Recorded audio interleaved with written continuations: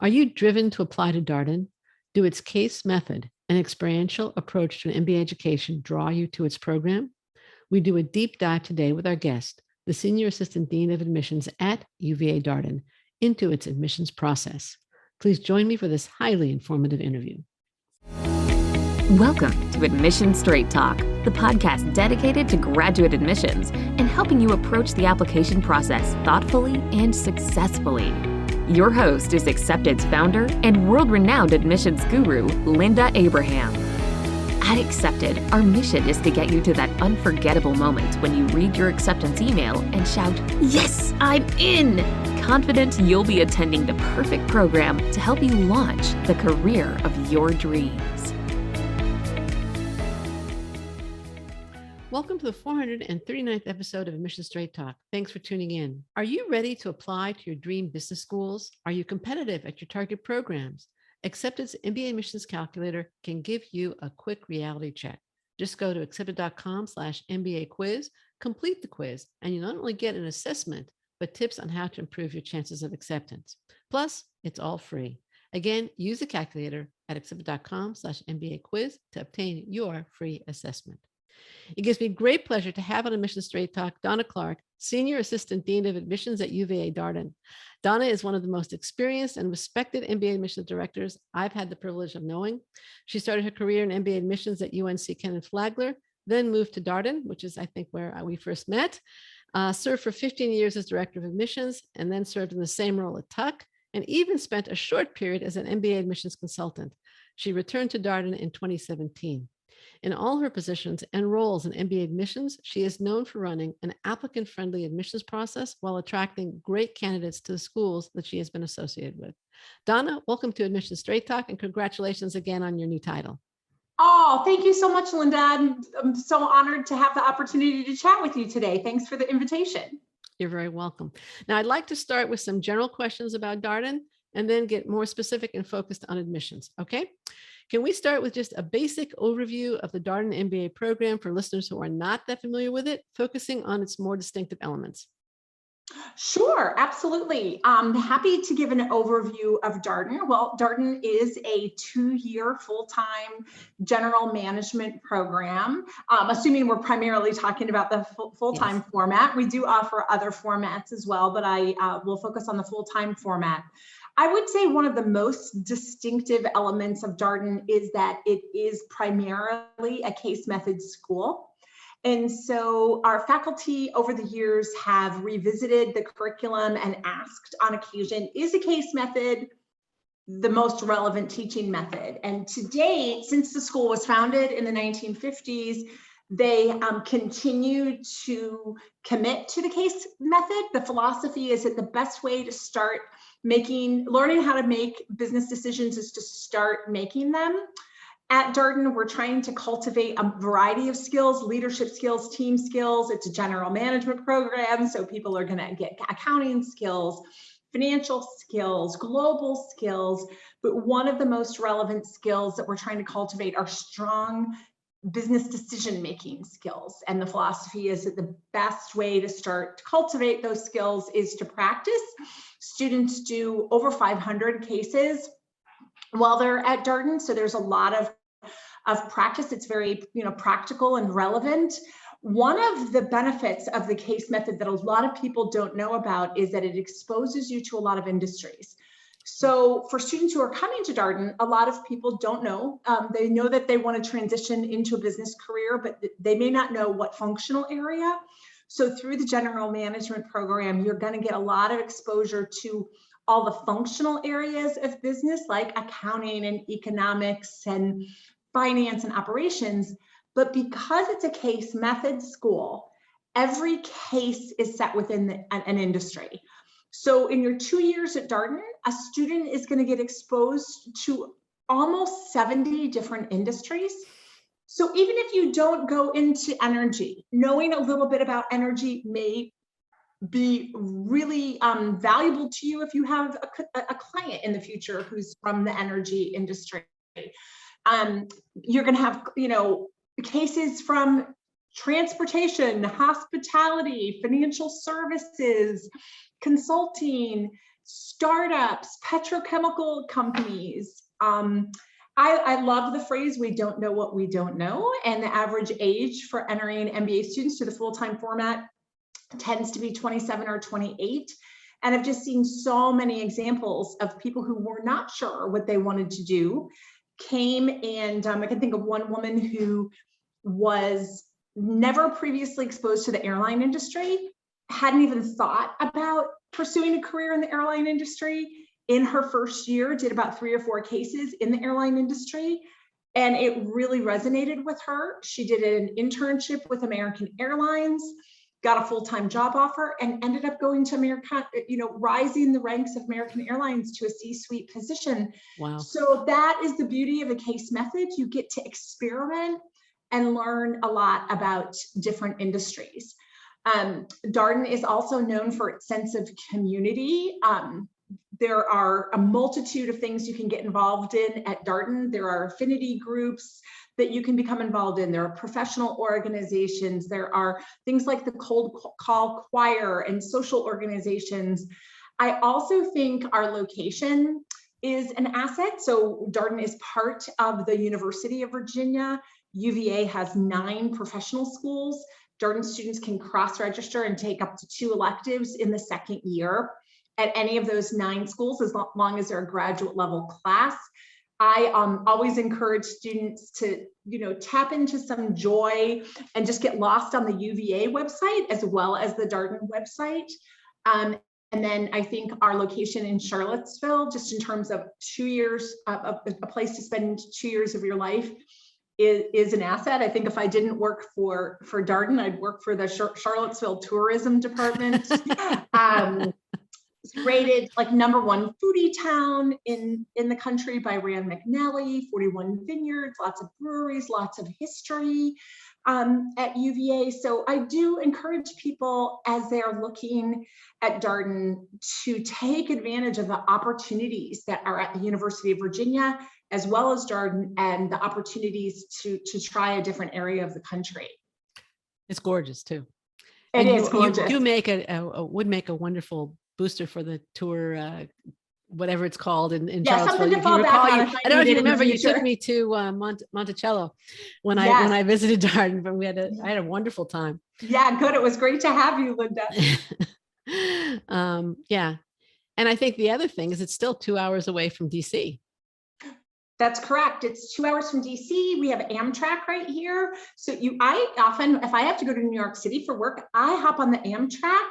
It's a 5-hour trip. Really? I can take Amtrak up to DC. I would prefer to be on the train rather than driving, but we also have a decent airline, airport here with direct flights to Atlanta, New York, and Chicago. So wow. A little bit more accessible than some people think. I think so. Yeah. Yes.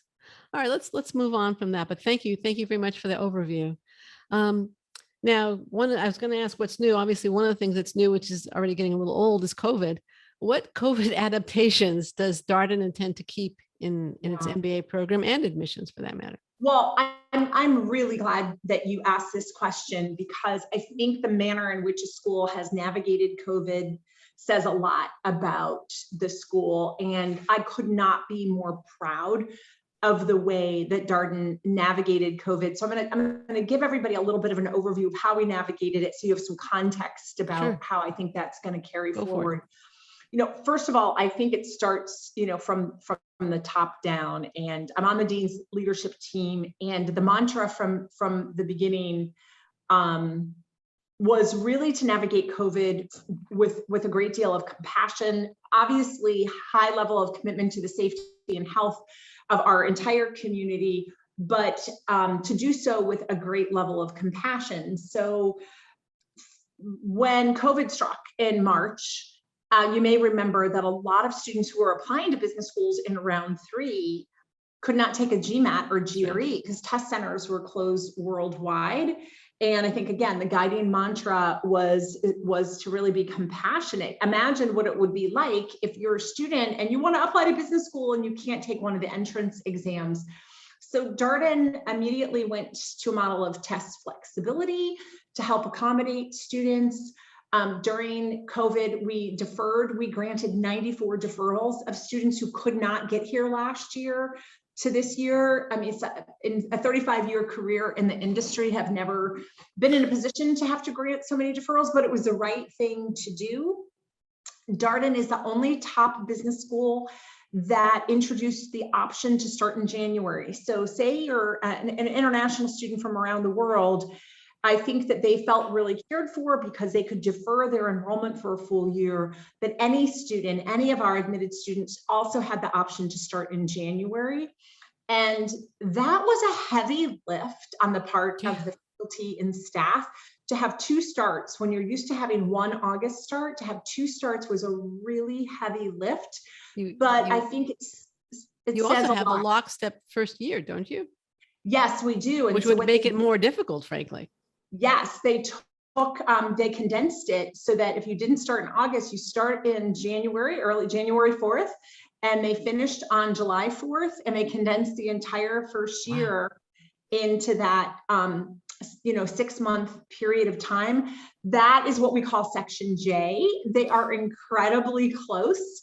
I mean, they were kind of in this bubble of about 56 of them together, and they were virtual, but I think that is a good example of the lens that Darden went through to accommodate students who were navigating trying to get here with just bent over backwards. We're one of the only schools that did not have to shut down last year. The protocols that were in place were really top notch. I was fortunate to be on the COVID-19 committee. They had epidemiologists from UVA on our committee to help guide us. At no point did we have to completely shut down. There was a virtual hybrid, rotation that was going on, but we did not have to shut down. The school was very concerned about the sense of community. We're really known for a sense of community. So what the school did was provide free lunch for all the first year students, and provided permanent tents outside and places where they could eat safely together to foster a sense of community.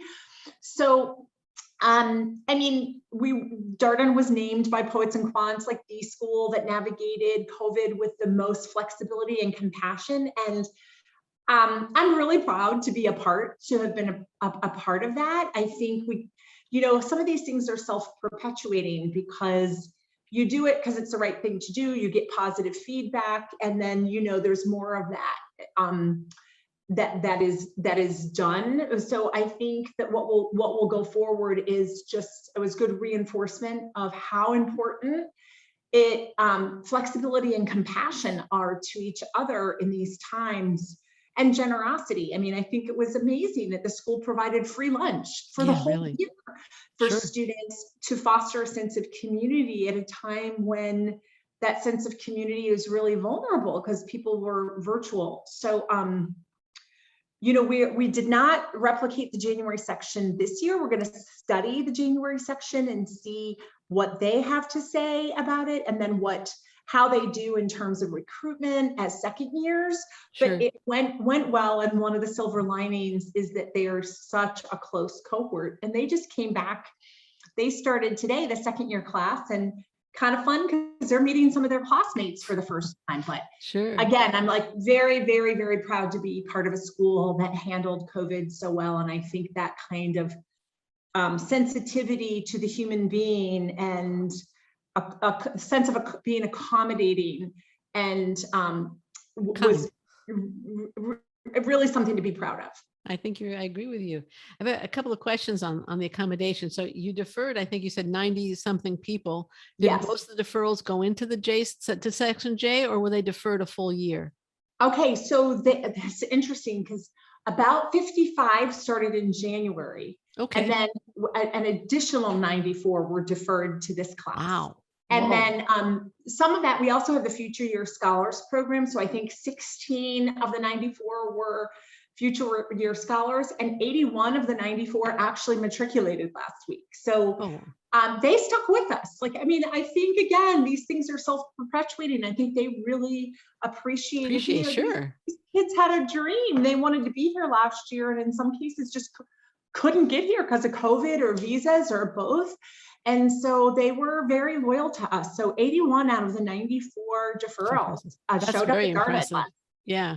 Did that mean that you had to accept that many fewer people from the applicant pool last year? It was more competitive last year because but you don't have more deferrals for the upcoming year that you're going to have. Correct. Right. It's more of a normal, like back to a normal level of deferrals. Because fortunately, most of the students were able to get here, and we just orientation started last week. It's a really excellent class in terms of, objective measures like the average GMAT and the record high GPA, but it's also, we're really proud that it's the most diverse class in Darden's history across multiple dimensions. 40% international students, 40% women, highest percentage of underrepresented minorities, highest percentage of total minority students, highest percentage of first generation college students, highest percent that identify as LGBTQ+, highest percentage of dual degree students, and numbers with an advanced degree. So the class, we're really excited. It's such a stellar class and really, really diverse, which is nice, because the previous year in many business schools, it was hard to get the same representation that we normally have of international students because of COVID. For sure. Absolutely. Let's turn to the application. Now, Darden, you mentioned this a minute ago, Darden has made test waivers requests available to applicants. I have a very simple question in that connection. Who should seek them and who shouldn't? Okay, great question, Linda. Thanks for asking that. So the philosophy behind offering a test waiver really stems from our belief that not all stellar applicants are stellar test takers. Right. So I'm sure you, as a very experienced, highly reputable admissions consultant, have interacted with lots of those students, people who are just incredible and have so much to offer a business school and will be high impact leaders. Yes. That they can't master to the extent that they wish they could a 3.5-hour exam. So our philosophy is that it's 2021 and it's not 1950 anymore. And we have great respect for the GMAT and GRE. The validity studies that we participated in the past do show that they're valuable instruments. But we did a lot of data analytics in advance of this policy shift to see what other factors correlate with success, academic success at Darden. So there have been a couple phases of those studies. So for example, we found that the interview correlates more with academic success than we would have thought. We found that the verbal GMAT is a better predictor than the quantitative GMAT. The GPA is a better predictor than the test scores. We're going through analysis right now and looking at, is there a correlation if you have a CFA, if you have a CPA, if you've done some Darden Coursera classes, if you have a master's degree in a relevant area, if you have a quantitatively oriented job. So we're continuously looking at data to help guide our policies. But to answer your question about who should apply, I would recommend the test waiver process for candidates who have strong alternative evidence that they can do well academically. So maybe a candidate has a strong undergraduate GPA in a relevant field. Maybe he or she has earned a master's in a relevant field. Maybe they have a very quantitatively oriented job. Maybe they have earned a CFA or CPA. Maybe they've taken some post-bac classes. So I would say the test waiver is not for someone who has no alternative evidence. It is really for people who maybe maybe they struggle a little bit with a standardized test, but they perform really well in a class. I'm a big fan of HBX Core, which is now ask you about that. HBS Online. Have seen hundreds of applicants who have taken that class. My own son took that class as a liberal arts major, and I heard such great things about it. We have Coursera classes at Darden people can take. Wharton has fundamentals of business. There's a lot of certification programs out there, But ultimately, we're looking for high impact leaders. And we believe that the GMAT was carrying too much, there's too much emphasis on GMAT scores, when in this day and age, there's so many alternative ways that somebody can prove that they're academically ready. Does that answer your question? Very well, thank you. If somebody, like, let's say somebody, I don't know, their undergraduate GPA is not something that makes them proud, okay? But they've done really well professionally and they want to show their academic ability. I think, the CPA, the CFA, they're known for being rigorous exams. Yes. Our online courses, not HBS Core or the Wharton Fundamentals, because those already, I think, do have certain credibility, but Coursera courses or other online courses, do you get comfort from seeing grades from accredited institutions is what I'm trying to say. We do. And I think, people are, hopefully we're all entitled to continue to evolve, and maybe somebody didn't have a lot of quantitative exposure at the undergraduate level and the person is interested in working on those skills now. Well, like, go for it, whatever it is that you feel like you need to improve upon. I do think having worked at multiple schools, it is anything that an applicant can do to be better prepared so that you can really take advantage of the full Darden experience, to take advantage of the networking and all the clubs and activities and all the speakers, as well as opportunities are at UVA and Charlottesville, because it's part of the life experience and evolution is living in a new area and taking advantage of the culture. But I think anything that somebody can do, not only for admission, but to make your life a little bit easier when you're actually a student, you're going to be so grateful for. So, for example, if somebody, we don't require any of these, but if an individual hasn't had accounting, I would say it'd be great to take an introductory accounting class. If you haven't had business statistics, super helpful to have a business statistics class. And if somebody hasn't had finance, maybe a introductory finance class or economics and things. And that's why I'm a really big advocate of HBS Online. Yeah. It is sort of kind of an introduction to the types of subjects that you would be studying if you're in an MBA program, and can be really good confirmation that, yes, I do want to study an MBA. I'm interested in these topics. It gives you some terminology and familiarity with them. It is highly well regarded. At least I don't want to put words in other people's mouths, but I have high regard for that certification program. And I think it's a 150-hour commitment. I think I would put it on my resume if I did it. And say you go to Darden and you went to a different undergraduate school and you did HBS Online while you were working full-time, I would use it as a talking point when you're working with recruiters, because I think that also speaks to somebody's motivation level. Sure. I wanted to be prepared for the program, but I also wanted to, maybe stand out a little bit in terms of the admissions process. I would put it on my resume under education, and it can stay there forever. Having a certification from Harvard Business School is never going to hurt. No. So that is the one that is my favorite. And that's my favorite certification program. Okay, great. Thank you. Thank you very much. Yeah, it's My pleasure. Also, I think the point that you made at the very beginning of your answer to this question, that you don't want to be sitting at Darden and struggling with basics, the basics of accounting or the basics of statistics or the basics of math or the basics of economics. If you can just get those under your belt, you'll get so much more out of the experience and your investment. Yep, absolutely. That's a little more time that you can spend networking with your classmates or going to hear a guest speaker. The other one I recommend is learning Excel.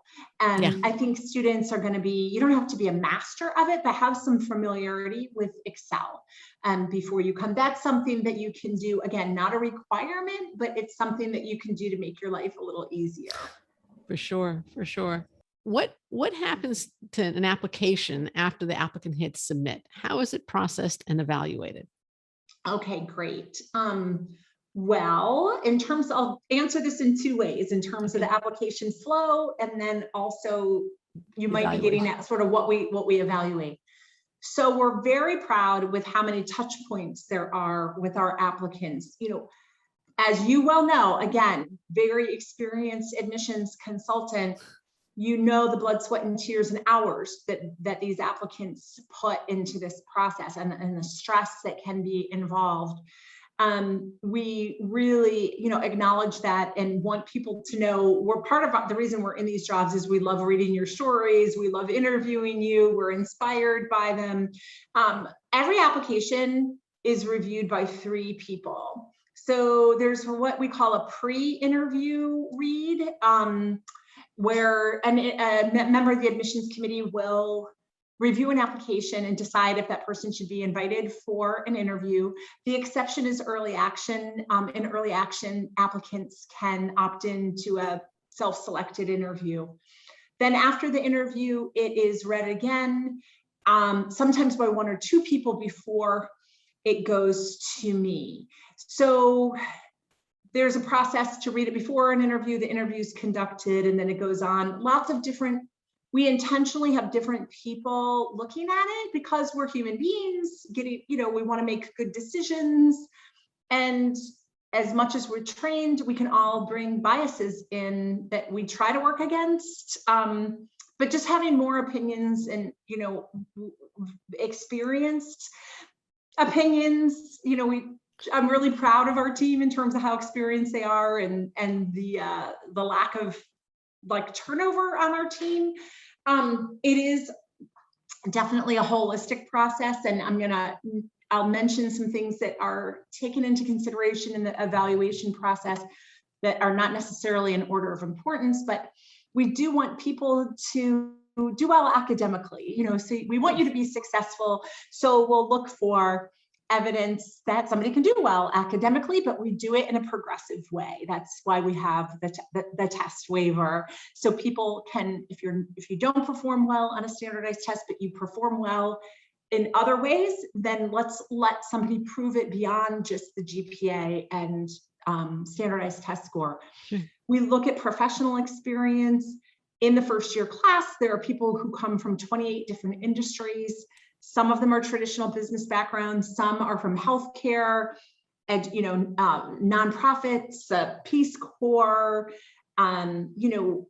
startups, people, financial services, consulting, tech seem to be some of the popular ones, but you don't have to have a business background. We'll look a lot at progression, sort of how has this person progressed in his or her career. I encourage people to talk about the impact they've had either on an organization, on a team, on a project, on an individual. We do ask a series, we call them short answer questions. We're not big essay questions. And the intention of short answer questions is to try to get to know about different elements of a person's background. And this year we have a lot of choices with the short answer questions, because some of us, have a really great answer for one prompt, but not another. So we wanted to provide more choice for applicants. One of my favorites is just everybody's assigned to a learning team. Everybody's assigned to a section at Darden. One of my favorite questions is just, what do you want your learning team to know most about you? And I love reading those because for each person, everything they could possibly say, what is it that you most want your learning team to know about you? And I love reading the answers. And I encourage people, I know it sounds cliche, but just to ask yourself, what am I most proud of that's relevant to the business school process that I want to let these people to know about? I read a great essay that last year, a woman was applying from China, and it was in the middle of the pandemic. And she talked about how she is driven by being helpful to other people. And she talked about the lens she went to help her grandmother learn technology so that her grandmother, who was isolated in COVID, wouldn't get, depressed and would have a way to connect with the family. And it was so heartfelt. It was an example, it was a tangible example of her thread of helpfulness. So anyway, the short answer questions are a part of it. Recommendations are sort of a third-party objective way for us to get information, our insight about a candidate. 100% of our students are interviewed, and the interview is so helpful in terms of learning more about interpersonal skills and communication skills and some elements of a person's background that are a little harder to assess on the basis of a written application. So it's very broad. And I will say on this note for everyone, business schools is like a little bit of a space issue. If you apply and you get into your top choice or two or three choices, that's great. If for some reason you don't, remember that a lot of these schools have finite amount of space. And I think it's really important for applicants to know if you're waitlisted or denied, that does not mean that that candidate wouldn't have thrived at Darden or isn't going to be a really impactful leader in business. Sometimes it just comes down to numbers. Like you get a volume of applications and so many people apply, have so much going for them. But I think it's really important to try to depersonalize this process a little bit and say, I am not going to allow me to frame that this letter of denial means that I wouldn't have thrived at this school or I'm not going to be successful by taking another path. I think it's a really important message. That's a great point. That is absolutely true. A lot of times, I think most schools, most of the elite schools, say that the majority of rejected applicants would have done well in their programs. I totally agree with that. Yeah, no, that's absolutely true. The other thing, I actually just was speaking with an applicant this morning, and she was very hung up on what group do I belong to? And, like, am I in this industry or am I in that bucket? This bucket, that bucket. And I have a kind of love-hate relationship with that question. I love it because I can get on a soap opera. I hate it because it shows such a misunderstanding of the process. And I basically said at the end of the day, you want to grow, you want to, and you should belong to a group of one. You are an individual, a unique individual, and you just forget the groups, forget the labels, and portray your individuality. Absolutely. A lot of us, we just had this really amazing 2-day diversity, equity, and inclusion retreat last week. And, many of us have multiple identities. Of course. We all do. Yeah. And like one person was African-American on our team and said, people assume that African-American is my primary identity. I was raised by 2 white parents and my primary identity is more that this person was gay. And so we can't assume, many people have multiple affiliations and things or and multiple aspects. We're complex human beings that you're right. I mean, everybody's unique and they're just different aspects that make us all unique. And that's where I think candidates, if you can try to minimize the stress in this process, which I know is easier said than done, but so many alumni tell me going to Darden were 2 of the best years of my life. And if people can occasionally come up for air and say, I'm going to tap into the joy they're embarking on a really exciting journey.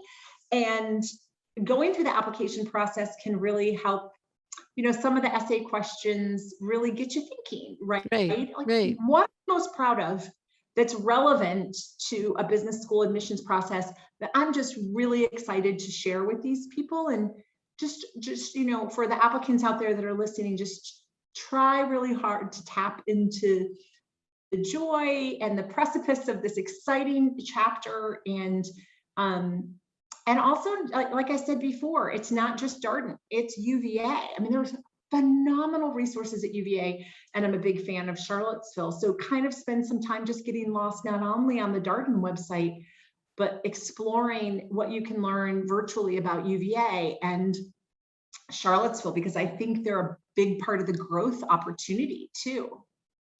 Yeah, and then I completely agree with you, and I'm glad you brought that up. Now, Darden has those 5 questions. I think it's also kind of tough to squeeze it maybe into 150 to 250 words because they're very short, but they each have a different focus, and that I think enables the applicant to better bring out that individuality.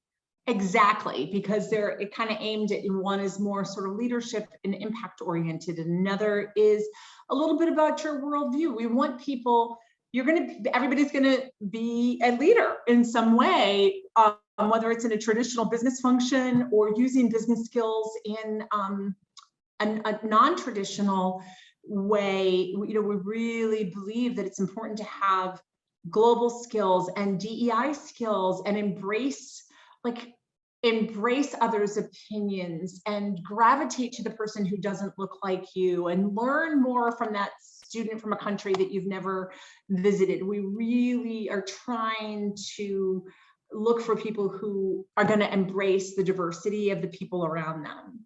Okay, great. Now, if somebody is lucky enough to be invited to interview by Darden, what can they expect? Okay, good question. I think our interviews are intentionally conversational in nature. Our philosophy is that our interviewees are going to perform better if we put them at ease. I think you can expect for your interviewer maybe a full-time member of the admissions committee and maybe one of our second-year student interviewers who take a class with us for credit. Whether you interview with a member of the admissions committee or a student, they all carry the same weight. So there's no advantage or disadvantage either way, but I think you can expect the person to just chat with you and put you at ease and make you feel comfortable. There are not behavioral questions. There are not oddball questions. It is conversational. Okay.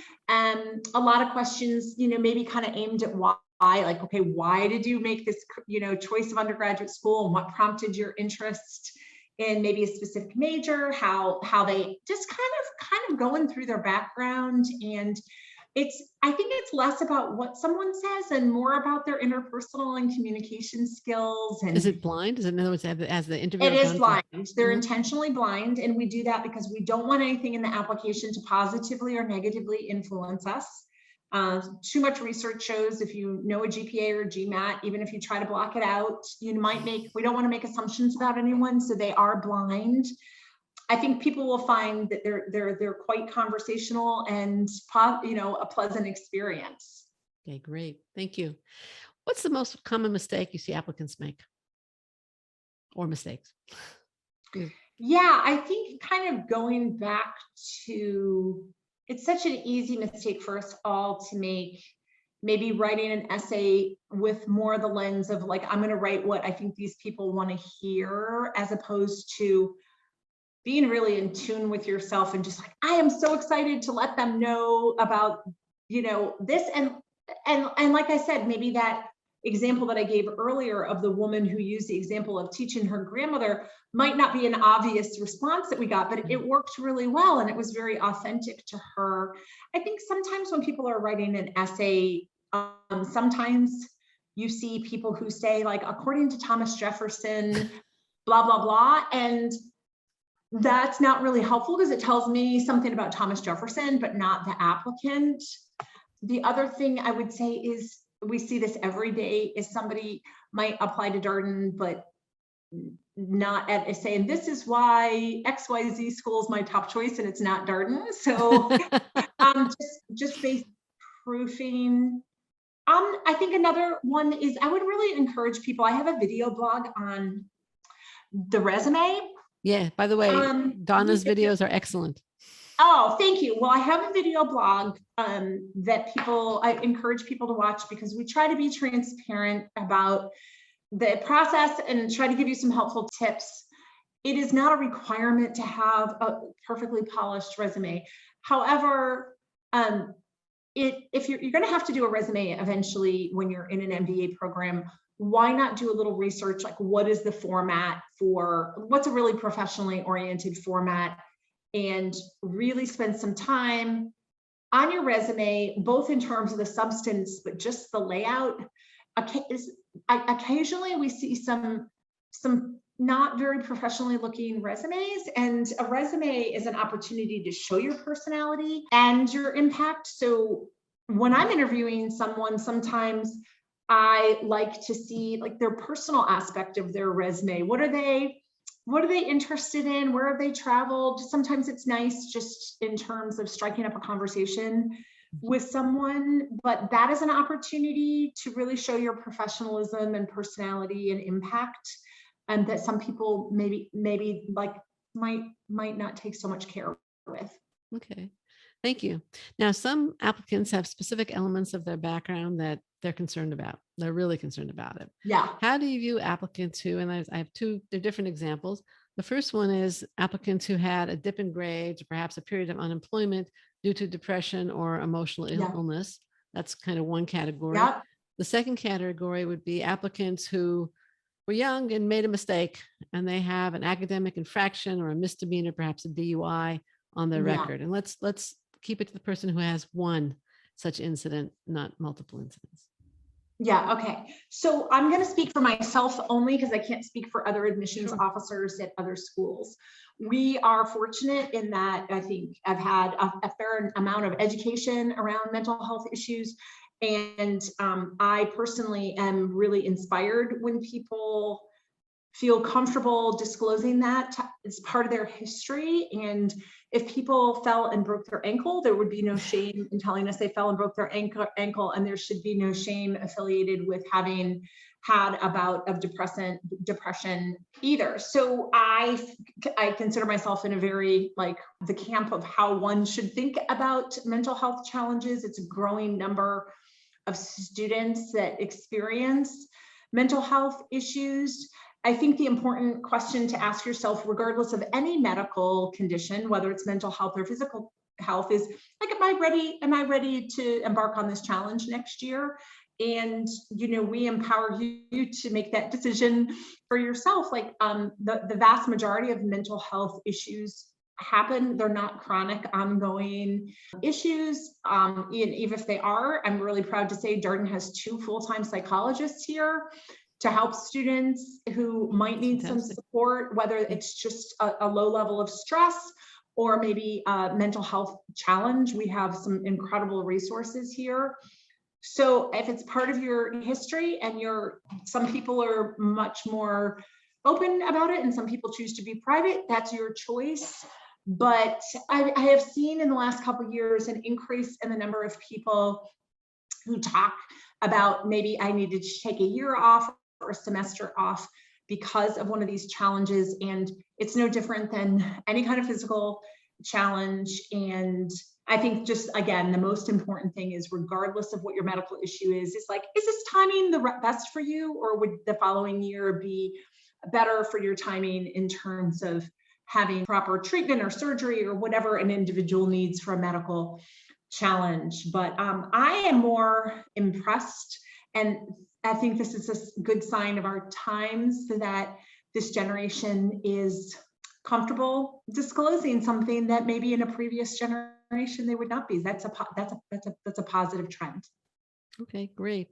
And the second one was about either academic infractions or a criminal record, specifically misdemeanor. Okay, yeah. I think it depends on what the infraction was. If it was assault, I think we're going to be probably pretty concerned, and as opposed to I got caught with an open can of beer, or again, we're all human beings make mistakes, and I think it's important to be honest, because a lot of these there are background checks that are done later, and it's so much better to be upfront about it from the beginning. But I would say the overwhelming majority of things that are disclosed are things that fall into the, we were all immature at one point and may have, made some misjudgments as human beings. I have seen a few in my career where the red flag was more concerning, but that's rare. All right. Well, thank you very much, Donna.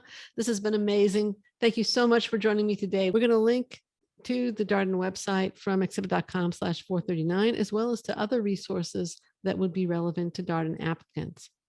Again, it's all linked to from exhibit.com/439. Quick reminder, don't miss the MBA admissions quiz. Find out if you are really ready to apply and competitive at your target schools. Take the quiz at exhibit.com/MBA quiz today. Listener, thank you too for joining Dawna Clarke and me for our 439th episode. If you find the show worthwhile, please subscribe. Make sure you don't miss any future shows, be they with admissions directors, professors, current students, test prep pros, or alumni doing great things. Thanks again for coming. This is Admissions Straight Talk, produced by Accepted, and I am your host, Linda Abraham. I'll talk to you again next week.